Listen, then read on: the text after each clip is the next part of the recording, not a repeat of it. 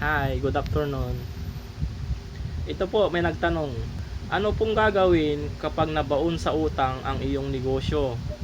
As in, negative na po siya talaga. Dahil sa marami akong utang. Please advise.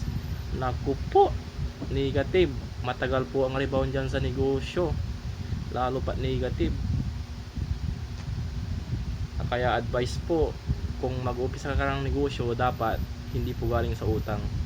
Okay lang mag-umpisa ng zero, at least hindi ka negative. Bali, hindi po ako expert or ang mga sasabihin ko po ay pwedeng makatulong. Depende rin po sa sitwasyon.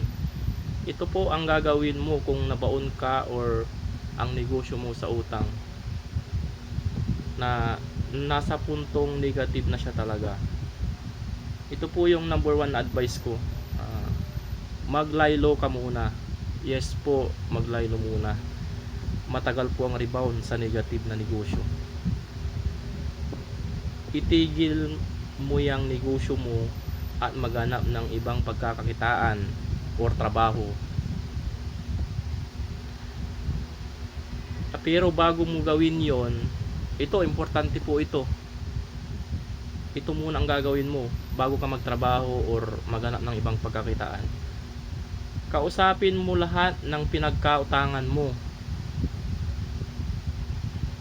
Naalisin na ang interest. Yung interest na yan interest na pinatong nila sa utang mo. Ipaintindi mo sa kanila na babayaran mo sila paunti-unti at hindi ka tatakbo or manloloko. Sigurado ako makikinig ang mga yan dahil alam na nilang medyo naghihirap ka na or nalugmok ka talaga. Matagal ang rebound sa pagkalugi kapag negative ang isang negosyo. Basta may mabuti kang hangarin, naniniwala akong makakabawi din yung negosyo mo. Siyempre, yung number one dyan, ilagay mo o ibigay mo lahat ng iyong problema sa Diyos. Siguradong hindi ka niya pababayaan. At sigurado ako na makakabangon ka ulit. Yun lang po sa ngayon. God bless po and thank you. Kuku.